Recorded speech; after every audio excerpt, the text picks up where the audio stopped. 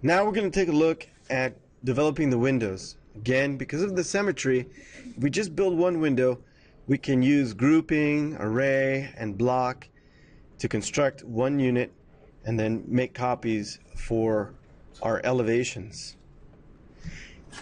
In this set of notes, you can see here that the header line is the top line here of the window, and then we have the bottom, which is 5 feet away, and you can see here the dimensions of the shutters as well. With the detail, you can see the dimensions for our divisions in the light, the divisions of the lights in the window. What we can take a look at now is a couple new commands. We'll focus on the divide command. That'll help us be able to locate the divisions in one line so we can lay out the geometry for these lights. Okay? So let's take a look at that first. Now, again, we're just working on one side. Currently, I've made the A-glaze layer the layer to work with, but temporarily I'm going to switch back to the construction line layer here because I want to make the projections. I want to use Ray for this, and I want to zoom into the floor plan. What I want to look for here are the openings. So here's the opening, and here's the other opening, the other edge. Also, here's the sill, and here's the other side of the sill. So that's what I'm going to start with first. As I look into this area here, this is the top line of the window, and in order to locate the bottom line, I just need to offset. This is the header reference line, right? Okay, now let's switch back to the A-glaze layer. So first, I'll trace a line from this intersection with the header line and the edges of the window to this intersection. This will be the top. I'll offset 5 feet.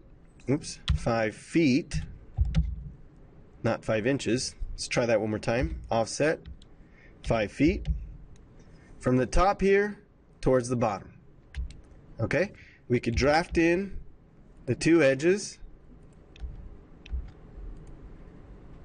and there we have it. So this is just the rough opening, right?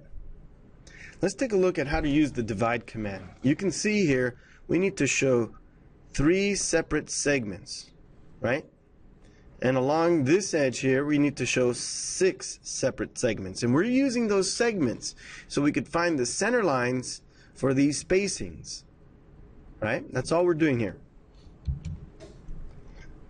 So back over here, what I can do is this. In order to use our divide command, we need to see points. Let me freeze the construction line layer again, just so we see our opening. If you go to Format, take a look at Point Style. Notice that the default here, under Format Point Style, okay, the default here is this second button. There's no points visible. This is the default. I want to select something like this, something that I can easily snap to. When you use points, turn on node. Turn on node. So I'll show you in a second. Down here you can see that the point size is going to be 5% always relative to the screen. So these points will resize. And points don't plot. They do not plot in your prints. Okay, so you don't need to turn them off, or you could delete them, you could keep them. They're not going to show up in your print. So if I click OK here, you can already see the divisions I made earlier. But now what we could do is we could select this line here. This is the line I'm going to work with, and just type divide and enter. Select the object, and now you can see in the command line it says enter the number of segments, and here I'll enter 3 and then enter, and then what you see there are 2 nodes. Let's do the same thing here for this line, but for this line let's do 6 segments. So there's divide, enter, select the line, enter 6, and then enter. So these are going to be my reference lines. Okay? Now to show you how to snap to it, look at your OSnap here. If I right click there, notice how node may be off. But I'm going to turn it on just by clicking on it. Now as I draw a line, you'll notice I can snap to the node. And using polar intersection, I can go ahead and draft in each of my lines there. Now these are going to be the center lines, right? The center lines for the divisions of those lights in my windows. Now, once I've done that, it won't hurt. Just go back and delete those nodes. Alright, now I just have a bunch of line work, a bunch of divisions here. Let's start from the outside, work our way in. So if I offset here 1 inch, what I could do here is offset each of the edges towards the inside, right? Towards the inside. Now clean up. So exit by hitting enter. If I use fillet, type F, enter. By default, the radius should be 0. And confirm that, take a look at your command line. And you want to click on each of the intersections here, or each of these corners on the inside here, right? If I hit enter again, I go right back into fillet. It might make sense here to use the multiple option, right? Since we have multiple of these. So if I click here and here, then I can continue.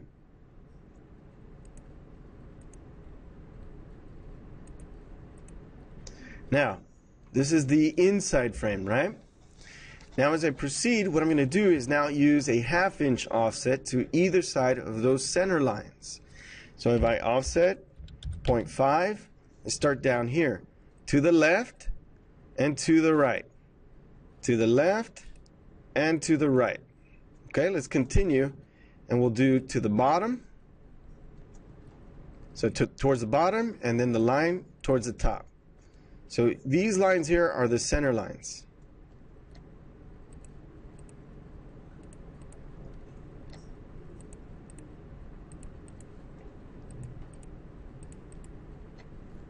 Okay, now what we need to do is clean up. First, let's get rid of the center lines. So go back to each one of those divisions and just select the center line, and we'll remove it using delete. Now, there's going to be lots of different ways to edit the remaining line work. Okay, many different ways. We could use trim, we could use stretch, and let's just show you a few of them. If I was going to use stretch, notice here I can do a back selection like this, a crossing window selection over the edges of these divisions here, hit enter, and now pull it back to the inside line there. Oh, missed those two. That's okay. Once again, go back into stretch, hit enter, make a crossing window selection here. Okay, go right over just those grips, select an endpoint, and then bring it back using polar intersection there, right? We could do that. Let's try this again. So with stretch, zoom into here. I could zoom out again just to collect all of those endpoints. Looks like it missed it, huh? Let's try again. Let's try again. Escape. Get in a zoom level, right? Get in a zoom level where you could see all of them. That way you don't have to zoom in and out. S for stretch. Squeeze in between. Come all the way down. Pick an endpoint and then bring it back. There we go. All right, let's do that to this side here too. So stretch and pull it back to there. So stretch, collect those endpoints, base point here, second point there. Now, what do you see that we need to do, right? We need to create those openings there. And so what we'll be able to do is we'll be able to use trim. Okay? And what you'll want to do is just use trim with any intersection. So just TR, enter, enter. TR, enter, enter. And that way, look at this. Either you click, right? Or I could do crossing window. And I could create those openings the same way.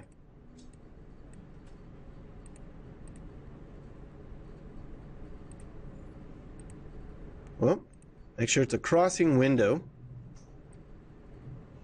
And you could do multiple, right?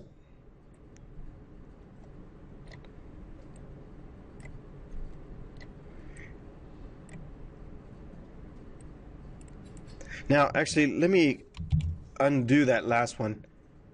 Oh, I missed it. But obviously, there's it's a double hung window, right? Or single hung window. And how could I show that, right? Well, here, let's finish here so we can go back and edit again. So if I wanted to show that there's two parts to this window, right? One way I could do that is just re-extend these lines right here. Right? Because now you can see this as one unit here, and this is a separate unit there. Okay? Now, we got the majority of the window there. Now let's take a look here at the shutters. Okay? We also have the sills there. We got about 3.5 inch offset either direction for the sills. Let's do that, and then we'll do the shutters. You can see here the information for the shutters. We've got a total of 18-inch shutter, same height as the window. And we got about 2 inches there, and about 1 inch for each of those louvers. All right, so let's do the sills first, and then we'll do the shutters. So coming back here, okay, I'm going to offset 18 inches. I'll do one, and then simply mirror the other, right? So here's one side. We can close it with a line. All right, so this line right here will be shared by the shutter as with the window. And at the same time, let's take a look at the sill here and the header. So if I offset 3.5 inches, okay, over here, 3.5 inches too. And remember, we got this little extension right here, right? So if I do fillet between here and here, look at that. And then I could trim using this edge like that, right? If I use mirror, make sure you get the exact midpoint, right? Because this one's longer here, so make sure you get the exact midpoint of the window to bring it over. And then we can extend. Okay, now I can take all of this. Actually, let's do these 3 lines right here, right?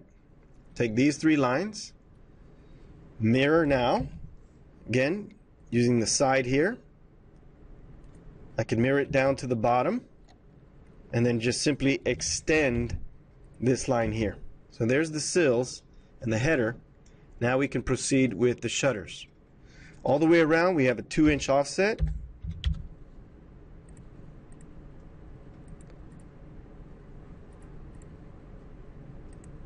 And then we could use fillet. F. We have the 0-inch radius. Let's do M and then enter.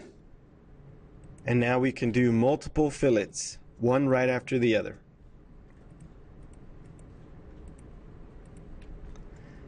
To do the louvers now, we'll be able to show a single line, and then we can make an array. Now think about this, because a lot of the line work here is being shared, right? It's being shared by the frame and the shutter here. So just pay attention to that when we make our mirror copy for the other side. So if I offset 1 inch here, then I could continue using offset, right? Or simply use array. Select the base object there. You can adjust the direction and distance. Then take a look at your properties. It's only one column, right? And take a look at how many copies there. That looks just about right, no? If you take a look here at the distance between the rows, you'll see there, confirmed 1 inch, right? If you like what you see, just go ahead and hit enter. Now we can select all of this line work here, and once again, use mirror. Now to make things real easy here, here's what you could do. You could leave this in simple line work, or you could make it into a block. It's all up to you. You could also simply just right click, select all the line work there, and make it a group. Okay? That would also work as well. That way you don't have to define a block. And if we turn back on our construction line layer, okay, if you want to go ahead and make copies of your rays,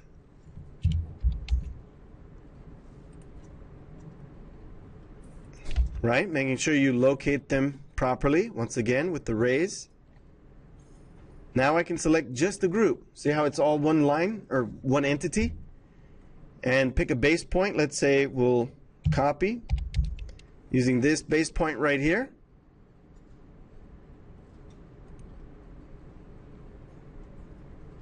Bring it to the same base point on the other side. And you know what? It looks like, yeah, it looks like I'm missing a line there, right? Yeah, the 2-inch offset. That's okay though. You'll notice here, because it's a group, okay, if I select it, right click, because it's a group, right, I have to do the same changes that I do here to the other one as well, right? It doesn't update. So maybe you want to just check your line work before you do that. So I was just missing that 2-inch offset there. But we could easily, we could easily stick it right back in, right?